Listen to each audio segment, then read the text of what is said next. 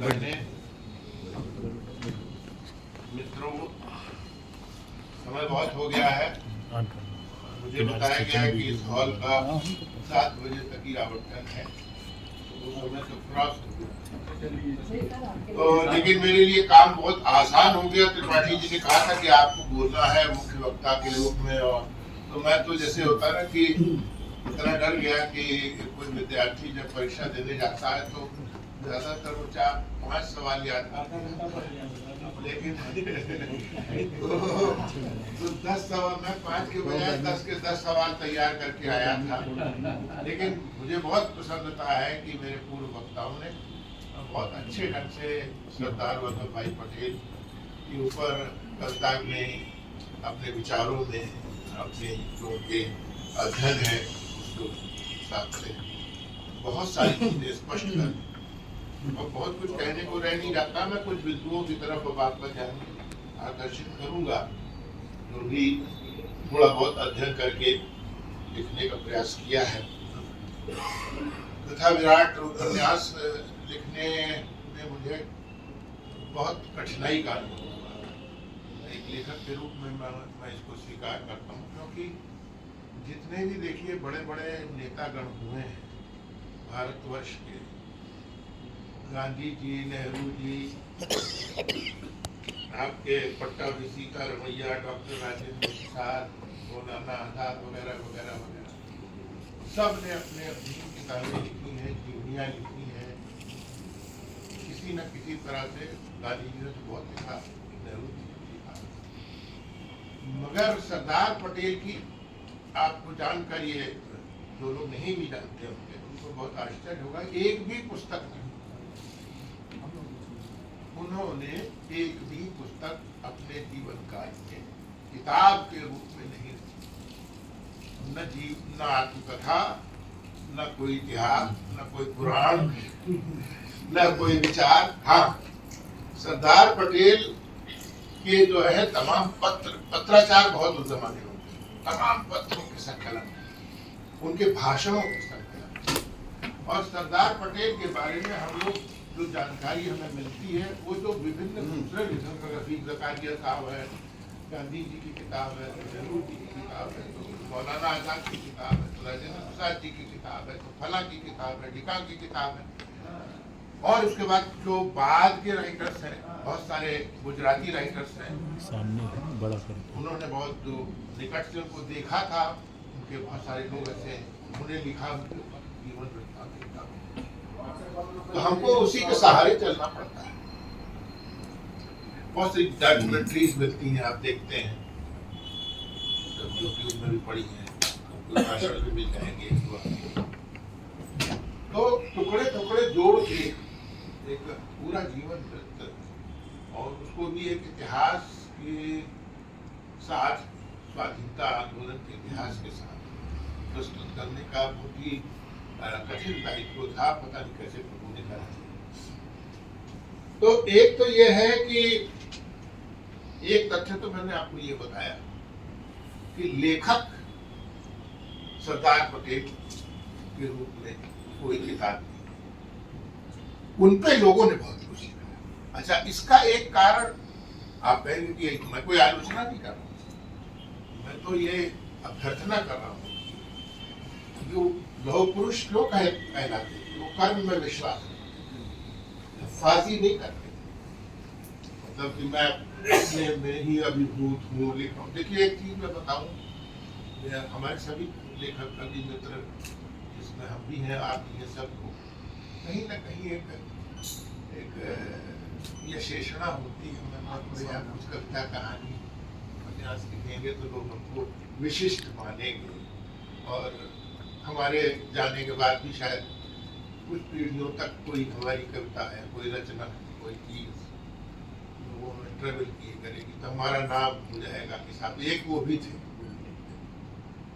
लेकिन वो ऐसे त्यागी महापुरुष थे और निस्वार्थ कर्म करने वाले व्यक्ति थे, उनको कोई यशवश कीर्ति नहीं थी, इसलिए उन्होंने कभी भी इस दिशा में नहीं सोचा। कर्म विश्वास एक दूसरी बात ये है कि ये भी बड़ा, आप सभी जानते हैं, विद्वान है, सबने पढ़ा है इतना कुछ, कि गांधी हो, जिन्ना हो, नेहरू हो, पटेल, ये सब जितने थे सब लंदन रिटर्न बैरिस्टर थे।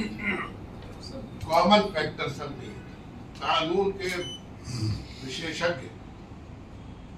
तो इन्होंने जब राजनीति में कदम रखा तो सबने अपने अपने ढंग से, अपनी अपनी जो उनके संस्कार थे, जिस बैकग्राउंड से, जिस पृष्ठभूमि से भी आते थे, उसके अनुसार उन्होंने आचरण किया। जहाँ तक सरदार पटेल की बात करें, सरदार तो वो जब बारडोली आंदोलन हुआ था, बात आगे चल के, और उन्होंने किसानों को हराया था, बहुत बहुत मेहनत करी थी, पद यात्राएं, क्या क्या कितने डिस्कोर्सेस, उसके बाद भी तब 30% तक, दोगुना तक लगान, 30% लगान, वो सब ध्वस्त कराया उन्होंने। तो उसके बाद वहाँ पे जैसे अभी हमारी बहन एक बता रही साहब, उनको वहाँ की जो किसान थे और स्त्रियां थी, पुरुष थे, उन्होंने कहा आप हमारे सरदार। सरदार उपाधि उनको किसानों ने बारडोली के, और उसको बाद में गांधी जी ने भी अडॉप्ट कर दिया। उन्होंने कहा जैसे महात्मा गांधी को उपाधि महात्मा की जो है वो, जब वो 1915 में गए थे शांति निकेतन, तो टैगोर ने कहा, उनको महात्मा करके संबोधित किया था, आप दक्षिण अफ्रीका से आए हैं, इतना आपने किया है और आप तो एकदम संत जैसे हैं, तो आप महात्मा हैं। तो वो महात्मा चल गया। ऐसे इनको, लेकिन वो दिया था किसने? एक रविन्द्रनाथ टैगोर जैसी विभूति ने, भाई मुझे आपने ये पहना दिया, अब मैं दिखाता क्यों? अंतर है ना। वो एक जनता ने, जनता जनार्दन ने उनको सरदार बनाया। देखिए अंतर है दोनों, अब ये सोच है अपना है। तो उस समय जब गांधी जी दक्षिण अफ्रीका से 1915 में लौटे हैं, और यहाँ आने के बाद उन्होंने फिर उसके बाद भारत भ्रमण करना शुरू किया, 3rd क्लास के डिब्बे में, भारत की गरीबी को नजदीक से देखने का। क्योंकि ये बात सही है कि 1857 में जो स्वतंत्रता संग्राम लड़ा गया था, तो वो जन आंदोलन नहीं था। उसको अंग्रेजों ने गदर की उपाधि दी थी कि तुम गद्दार हो। तो देशी रियासतें, राजे रजवाड़े, नवाब, जिनके यहाँ पे संतान नहीं हुई, तो उस राजा की, उस महाराजा की, उस नवाब की, लॉर्ड डलहौजी आया था, उसने डॉक्ट्रिन ऑफ लैप्स की नीति चलाई और कहा कि भैया ये दत्तक पुत्र वगैरह कुछ नहीं, अपनी औलाद है तो ठीक है, नहीं तो ये हमारे ईस्ट इंडिया कंपनी में हम इसको विलय कर दें, हड़प। तो हड़प करने की उसने नीति चलाई। उससे जो एक आक्रोश हुआ, असंतुष्ट बहुत से देशी राजाओं में और रजवाड़ों में, वो सब मिलके लड़े, उन्होंने बगावत कर दी, और उसके बाद अंग्रेजों से चेटा हुआ, बहुत सारे अंग्रेज मारे गए शुरुआत में, उनके स्त्री बच्चे भी मारे गए, बच्चे परिवार के, और तमाम जो अंग्रेजों की तरफ से लोग लड़े, फौजी बहुत सारे मारे गए, उसमें देसी सैनिक भी जो थे शामिल, वो भी मरे, जो अंग्रेज सैनिक थे वो भी मरे। उसके बाद फिर उन्होंने क्रश करना, एक संगठित होकर शुरू किया, और फिर गांव के गांव फूके गए, पेड़ों पे लटकाए गए, ये बस पूछताछ के नाम पे क्या क्या अत्याचार और नरसंहार। तो 1857 का उसको वो गदर कहते थे अंग्रेज, और हम उसको पहला स्वतंत्रता संग्राम कहते हैं। ये बात सही है, लेकिन वो पहला स्वतंत्रता संग्राम राज्य रजवाड़ों ने देशी रियासतों में लड़ा। कुछ उनके भाई स्थायी सी बात है कि उनके प्रजाजन होंगे, वो भी उसका साथ देते होंगे, लेकिन जन सामान्य उससे नहीं हुआ था। कोई नृप होए हमें कहानी, उस समय तक यही स्थिति। तो जब गांधी जी दक्षिण अफ्रीका से लौटे तो उन्होंने ये इस अंतर को जानते, तो उन्होंने जन सामान्य को जोड़ने के लिए फिर पूरा, पहले तो साल भर तक घूमे। उसी क्रम में वो अहमदाबाद के क्लब में, गुजरात क्लब कहलाता था, वहां पर आए एक बार। 1915 का ही मामला था। सरदार पटेल उस समय, सरदार नहीं, वल्लभ भाई पटेल जी उस समय बैरिस्टर थे। बिल्कुल 3 पीस का सूट और वो टाई और सूट एकदम, सिगार भी होते थे। सिगार नहीं पसंद आया, सिगरेट पीते थे। मतलब वो बिल्कुल अंग्रेज की तरह। और वहां बैठ के ब्रिज खेल रहे क्लब। अब ब्रिज खेल रहे थे साथियों के साथ। उनसे पहले साथियों ने कहीं का कह रखा था, कुछ लोग अभी भूत थे, वो गांधी जी आ गए हैं और वो भाई बड़े महान नेता है। उन्होंने वहाँ पे दक्षिण अफ्रीका में तो चित्त कर दिया। वहाँ वो जो वहाँ के लोग थे दक्षिणी अफ्रीका और अंग्रेज, तो उन्होंने कहा क्या है, तो उन्होंने कहा ये है, ये कहते हैं कि घर, अपने घर की छोटी छोटी चीजों पर ध्यान दो, ये करो, लैट्रिन साफ करने को भी देते हैं, इस तरह की बातें। तो खेल रहे तो एक दिन हुआ कि साहब गुजरात क्लब में आज गांधी जी आ रहे, गांधी जी आ रहे। जब गांधी जी आए, धोती कुर्ता पहने चले, उस समय बड़े ही उपेक्षा की दृष्टि से, मतलब जब लपके इनकी टेबल से क्लब में उन गांधी जी की तरफ, क्योंकि लॉन में बना हुआ था, बैठ के हमको सुनना था लोगों। तो ये नहीं गए वहां, बल्कि एक दो को रोका, कहाँ जा रहे हैं यार, बैठो इधर। ये स्थिति थी तब। और फिर जैसा कि हमारे पूर्व वक्ताओं ने बताया, चंपारण का जब मामला हुआ, आंदोलन हुआ निर्दय गोरों के खिलाफ, उसमें जो गांधी जी को सफलता मिली 1917 में, उसी दौरान उस तब से वो उनका ध्यान आकर्षित। फिर वो गए अहमदाबाद में, उनके आश्रम में गए, एक दो बार मिले, तब उनको लगा कि ये कोई असाधारण है। और वो गांधी जी से फिर जब तब से जुड़े, तो स्थिति ये थी कि बोरसद में एक 2 वर्ष बाद जब ये आंदोलन हुआ किसानों का, उसको उन्होंने नेतृत्व दिया, गांधी जी भी उसमें बीच में गए हैं। तो बोरसद के आंदोलन में उनकी वेशभूषा बदल चुकी। वो कोट पैंट सूट टाई वाला व्यक्ति, धोती कुर्ता पहने, पैर में मामूली चप्पल, वो सरदार, वो वल्लभ भाई पटेल, सरदार तो और उसके कई साल बाद, जैसा मैंने आपको बताया बार। इतना जुड़े, और फिर गांधी जी के वो ऐसे अनन्य अनुयायी बने कि दूसरी मिसाल नहीं मिली। उनसे सीनियर कोई उनका अनुयायी नहीं था, और उनसे एक निष्ठ व्यक्ति कोई नहीं था। यहाँ तक कि गांधी जी को की इच्छा पर उन्होंने अपनी महत्वाकांक्षा की भी कुर्बानी दी। आप जानते हैं 1946 में।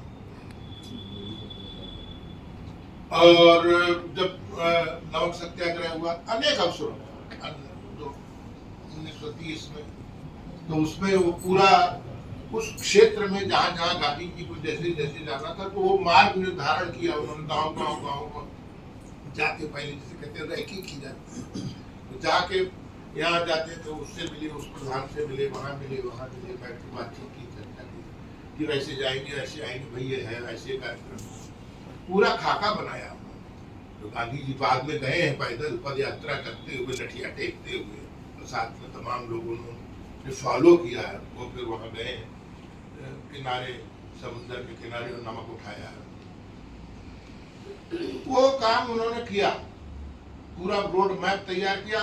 उसी में बीच में एक जगह अंग्रेजों ने उनको गिरफ्तार कर दिया, ले गए उठा के, आया वहाँ का अपना एसपी रहा होगा या जो भी रहा होगा, और इसमें चलिए ले जाके गिरफ्तारी होती। आगे भी अनेक अवसरों पर गिरफ्तारियां हुई, साथ में रहे, यरवदा जेल में रहे काफी अरसे, पूना के निकट गांधी जी के साथ। गांधी जी को फल काट काट के खिलाते थे, उनसे खूब बातचीत करते थे, नोक झोंक भी उनकी होती थी बाकायदा। और जैसा कि हमारे पूर्ववक्ता ने कहा कि संकोच नहीं करते, बहस करते थे।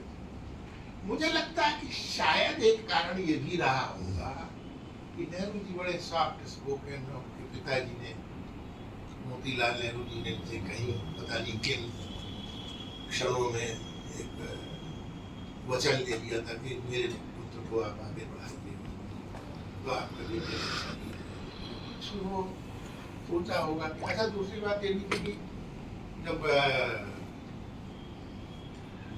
कैबिनेट मिशन आया, ये फरवरी मार्च की बात है 1946 की। उससे पहले और भी तमाम अंग्रेजों से वार्तालाप ये सब होता रहता।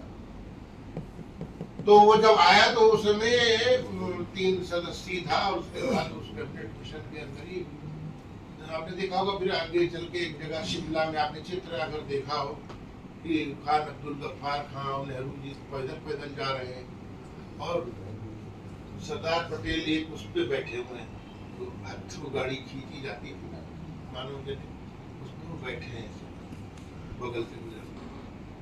तो बीमारी रुग्णता उनकी शुरू, उनकी जर्जर अवस्था, आज जो कहते हैं वार्धक्य, उन पे हावी होने लगा।